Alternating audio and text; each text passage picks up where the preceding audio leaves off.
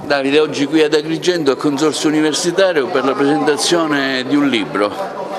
Il libro La Cala, 100 giorni nelle prigioni libiche di Giuseppe Ciulla e Katia Catania.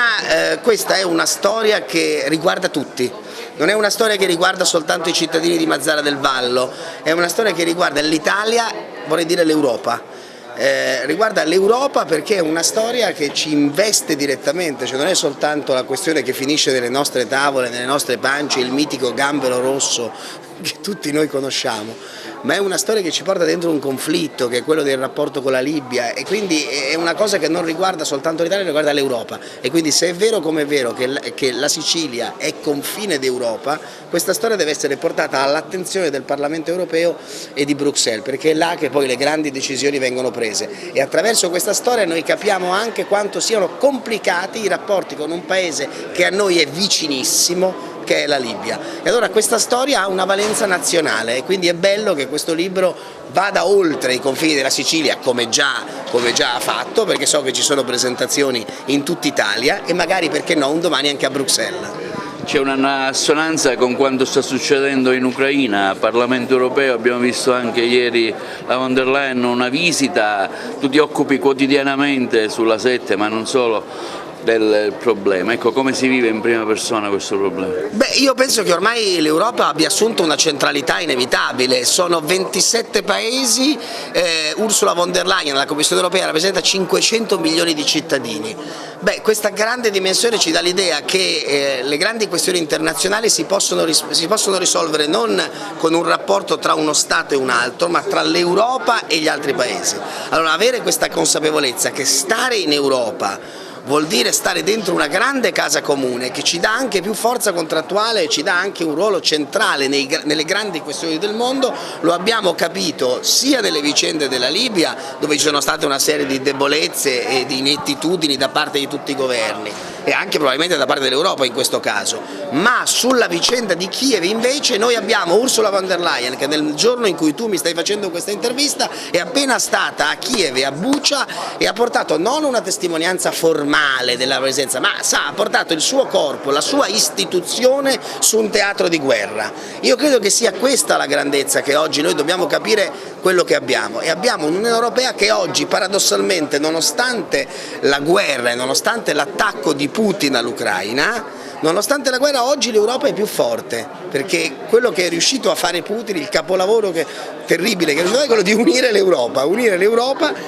con gli Stati Uniti, e quindi diciamo in questa nuova visione speriamo che appena finirà il conflitto insomma ci sarà anche... Tra l'altro è la seconda donna che va, c'è anche la maltese, la Presidente dell'Assemblea che è andata, come no, quindi è importante. La Presidente del Parlamento europeo è stata una delle prime, ovviamente, questo dimostra qual è la presenza dell'Europa, ma credo che le parole di ieri di Ursula von der Leyen a Kiev, e cioè faremo di tutto per farvi entrare al più presto d'Europa, sia il più importante messaggio che abbiamo visto in questi giorni. Continuano gli appuntamenti di qualità e di livello oggi con la presentazione di un libro e la presenza anche di un giornalista di caratura nazionale come Parenzo. Sì, noi siamo particolarmente lieti che oggi continui questo percorso di impegno culturale e sociale che già da tempo è stato intrapreso dal Consorzio. Oggi lo siamo ancora di più perché presentiamo un libro di due autori autorevoli mazzaresi, e a presentarlo ci sono altrettanto prestigiosi personaggi, il dottore Vella, procuratore della Repubblica di Agrigento, e David Parenzo, noto giornalista impegnato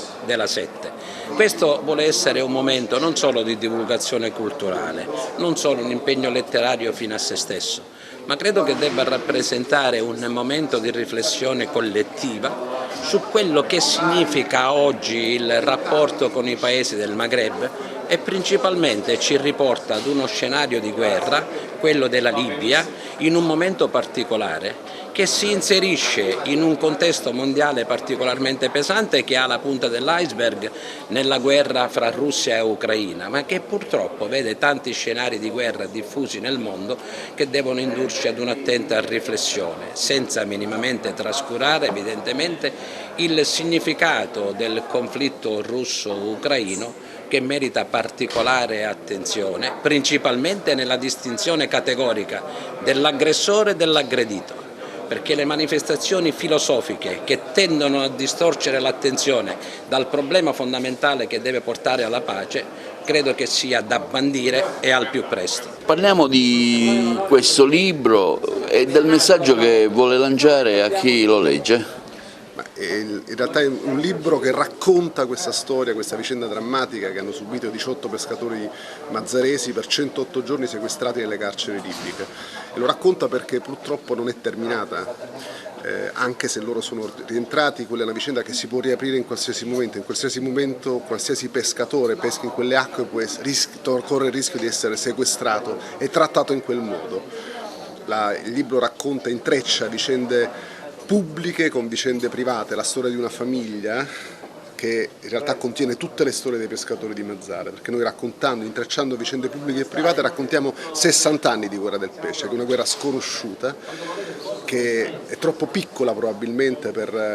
la grande stampa nazionale e per il dibattito pubblico, però merita di essere conosciuta e soprattutto perché, come vi dicevo prima, può tornare a ripetersi un atto di questo tipo. Procuratore, ecco, oggi presenta a questa iniziativa la storia di un libro, insomma, attualissima, l'immigrazione sempre in primo piano, anche con una certa assonanza con quello che sta succedendo in Ucraina, con tanta gente che purtroppo parte e va via e fugge. Il libro racconta un fatto di cronaca che è venuto fuori pubblicamente solo in parte, una storia ben scritta che incrocia questa prigionia lunghissima di questi italiani nelle carceri libiche, subendo le stesse torture che subiscono i migranti quotidianamente, dall'altra parte in contemporanea una comunità dei familiari mazzaresi che lotta per sensibilizzare il governo affinché faccia qualcosa per farli liberare. Una storia lunga,